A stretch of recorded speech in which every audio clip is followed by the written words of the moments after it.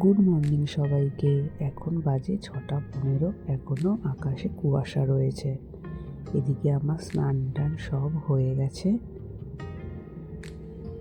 এখন চলে এসেছি ছাদে জামা কাপড় মেলতে। এখন বাজে 8টা। এই আস্তে আস্তে এবার সূর্যি মামার দেখা পাওয়া যাচ্ছে। বেশ সুন্দর রোদ উঠেছে।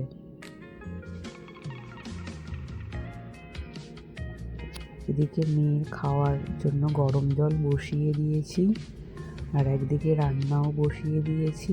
এখন ভাত হচ্ছে, ভাত হয়ে গেছে।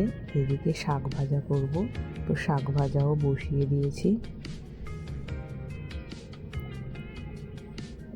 আজকে আমাদের মেনুতে বেশি কিছু ছিল না, ছিল সিম্পল রান্না, লাল শাক ভাজা আর ভেটকি মাছের ঝোল।